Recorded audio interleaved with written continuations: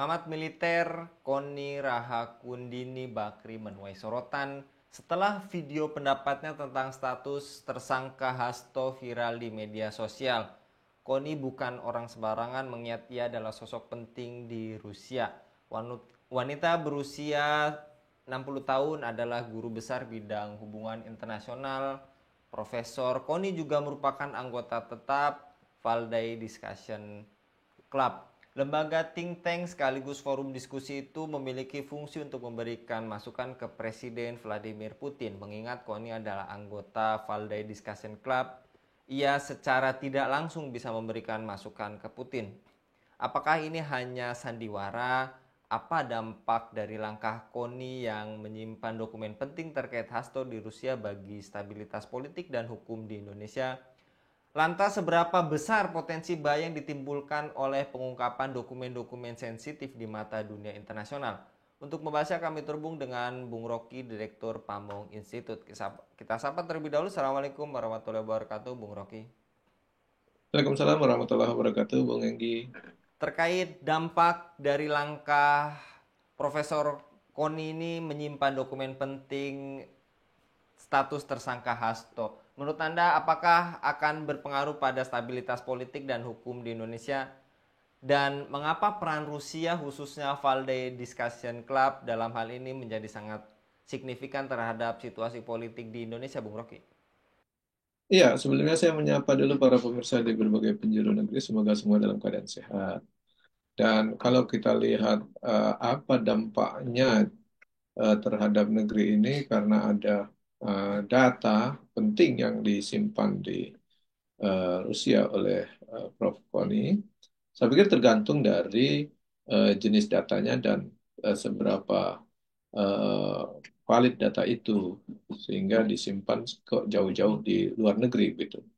Tentu kalau datanya itu memang sangat penting dan sangat valid, tentu akan memberikan dampak yang bisa cukup besar terhadap perpolitikan maupun kehidupan sosial di negeri ini. Apalagi menyangkut dari data-data eh, pejabat atau data-data informasi penting negeri lainnya. Dan kalau itu dilakukan, saya pikir untuk apa dia menyimpan di luar negeri, saya pikir salah satu alasan yang bisa kita terima dan secara logika bisa diterima menyimpan data kok harus ke luar negeri itu tentu dianggap di sana lebih aman.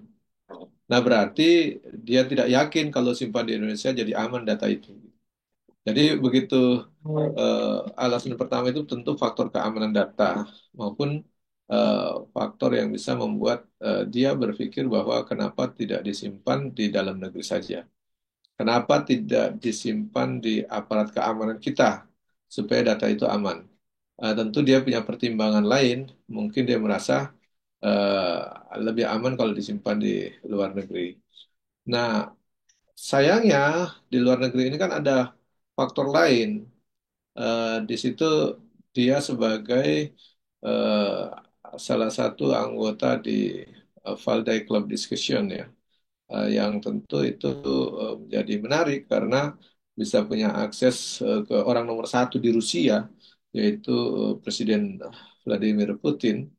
Dan Rusia bukan negara sembarangan, jadi tentu dampaknya bisa sangat besar. Nah, kalau kita lihat di situ, ya dampak terhadap kehidupan berbangsa dan negara tentu akan ada eksesnya kalau data itu akhirnya dibuka dan kalaulah tidak dibuka data itu diketahui oleh apa pihak Rusia, ya tentu bisa dijadikan eh, bahan untuk kajian lebih lanjut dan bahan untuk melakukan dasar-dasar rencana strategis terhadap negara lain maupun rencana strategi kebijakan negerinya terhadap negara tersebut.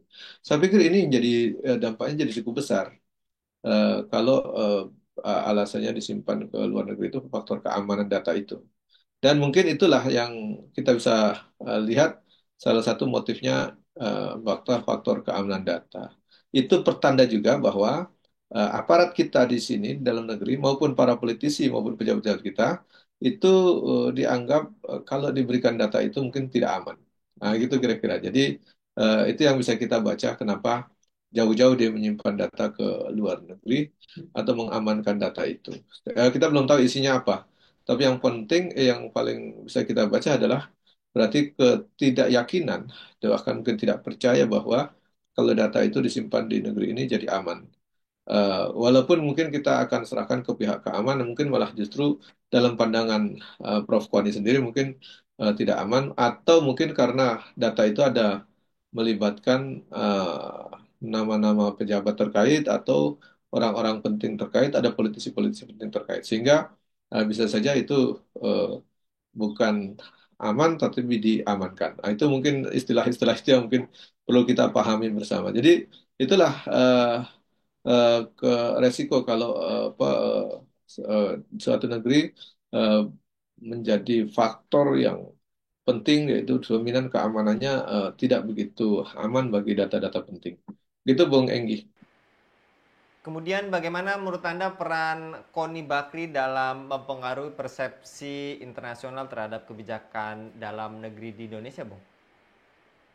Ya saya pikir cukup besar ya kalau dia ada di salah satu klub discussion yang tadi disebut sebagai Valdai Discussion eh, Club itu, dia tentu bisa memberikan akses dan informasi langsung ke orang nomor satu di Rusia, dan Rusia menjadi negara yang begitu penting dalam percarautan politik global, baik di masa sebelum dia menjadi Rusia sebagai Uni Soviet waktu itu, apalagi lebih besar lagi.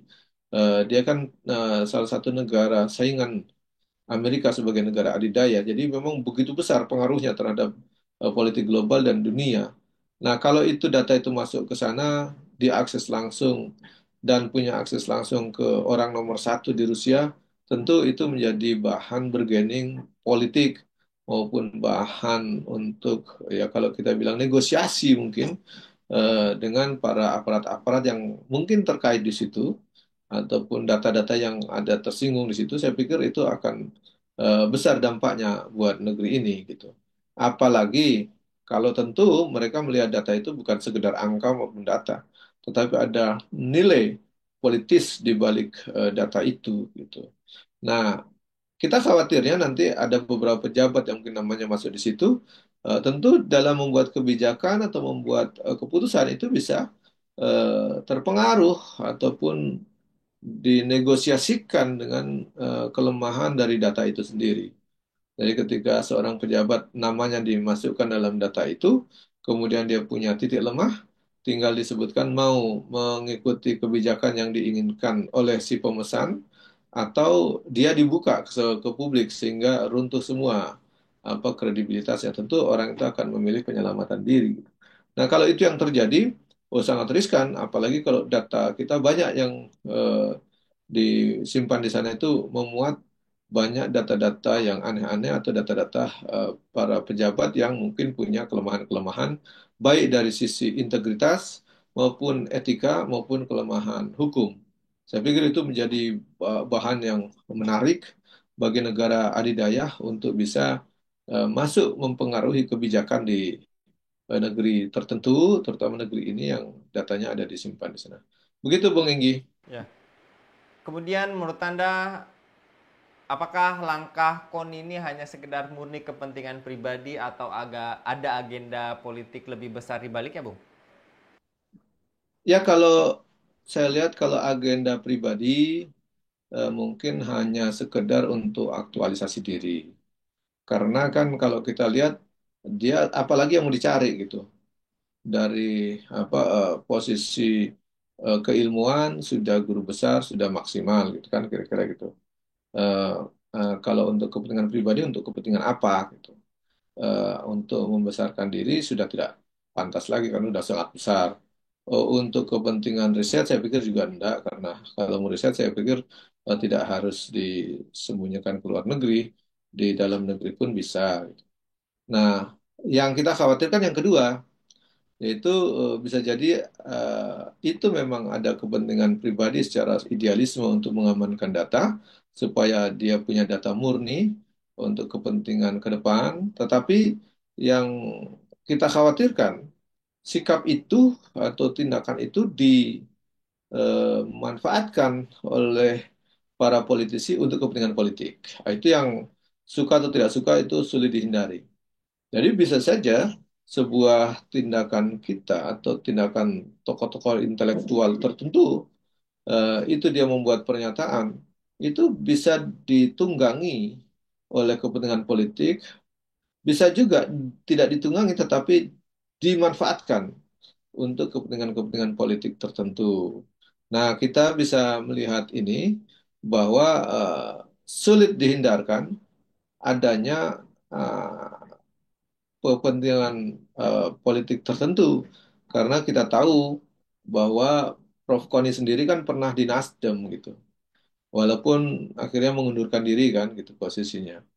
Nah, dengan itu saja kita bisa tahu bahwa ada background politiknya.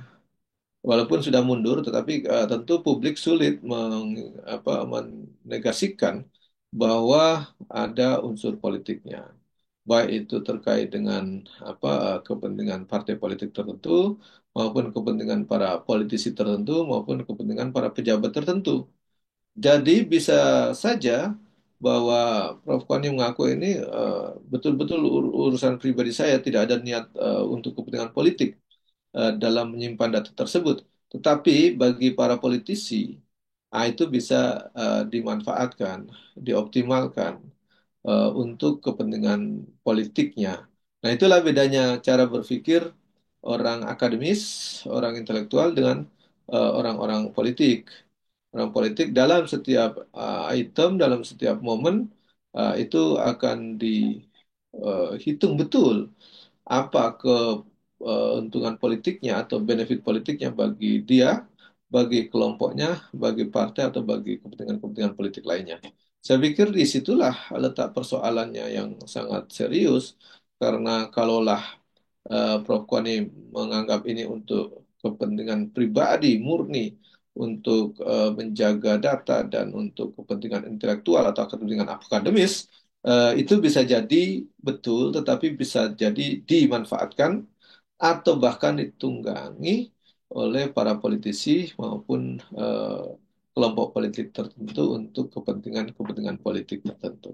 Disitulah yang harus kita hati-hati karena memang kita tahu ini kan baru saja terjadi di tahun pasca tahun politik dan tahun pemilu.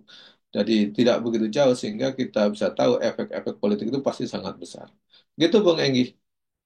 Baik, dan menurut Anda apa yang harus disikapi publik terkait isu dokumen-dokumen sensitif dan potensi pengaruh negara asing, Bung? Ya sebagai rakyat Indonesia, sebagai warga yang baik, tentu kita harus pertama memverifikasi informasi-informasi yang masuk kepada kita.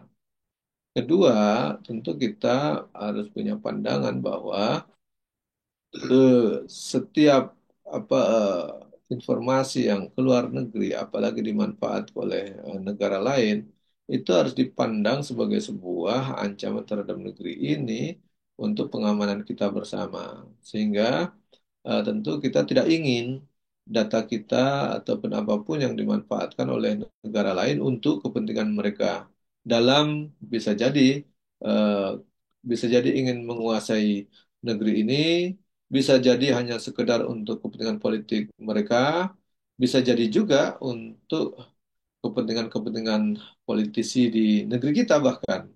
Jadi sikap kita harus memberikan dorongan kepada aparat penegak hukum kita untuk ya menegakkan hukum di negeri ini dengan baik, kemudian mengamankan negeri ini dengan baik, baik mengamankan rakyatnya maupun mengamankan data-data yang ada di warga negara kita, baik di dalam maupun di luar negeri, agar tidak dimanfaatkan oleh negara lain gitu, untuk kepentingan-kepentingan politik negara lain tersebut. Oleh karenanya, aparat penegak hukum kita semestinya melakukan langkah-langkah penegakan hukum demi kepastian hukum dan demi menghilangkan nama baik kita di luar negeri dan juga demi kepastian hukum.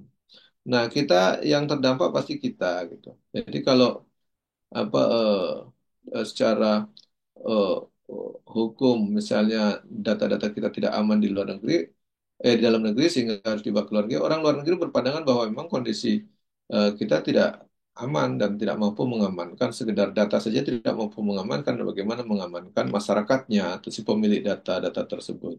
Nah, itu yang kita dorong untuk aparat segera melakukan langkah-langkah yang penting, baik aparat hukum maupun aparat diplomat kita, gitu, untuk ya coba apa, mendalami secara diplomasi data-data tersebut isinya apa saja sih gitu, dan kemudian diamankan, jadi tidak digunakan sepenuhnya oleh negara lain yang kita tidak tahu niat baik negara itu terhadap kita bagaimana.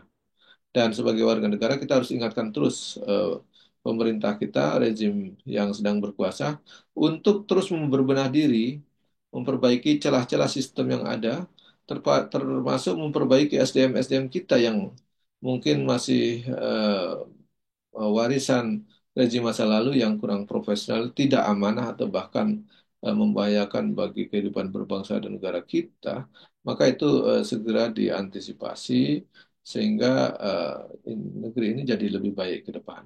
Dan tidak sekedar menutup celah-celah sistem yang ada, juga aparat yang ada diperbaiki. Saya pikir sudah saatnya juga berpikir secara sistemik, eh, kita mencoba memperbaiki secara sistemik apakah semua sistem kehidupan kita ini sudah baik, sudah aman, atau memang kita perlu sistem kehidupan yang lebih baik yang berasal dari zat yang maha baik, yaitu dari Allah Subhanahu wa taala, yaitu meninggalkan sistem sekuler menjadi sistem yang Islam. Saya pikir di situ Bung Enggi. Baik, jazakallah Bung Rocky untuk paparannya pada kabar petang kali ini. Jadi sebetulnya publik juga menunggu kapan dirilis video atau kartu as yang milik Hasto dibawa ke luar negeri itu. Jazakallah sekali lagi Bung Rocky, mudah-mudahan Bung Rocky senantiasa dilindungi oleh Allah Subhanahu wa taala dalam setiap aktivitasnya. Demikian pemirsa Elava News, dukung dengan subscribe, share, dan like. Semoga menjadi kebaikan bagi kita semua di dunia dan di akhirat. Saya Enggi Suara undur diri. Assalamualaikum warahmatullahi wabarakatuh.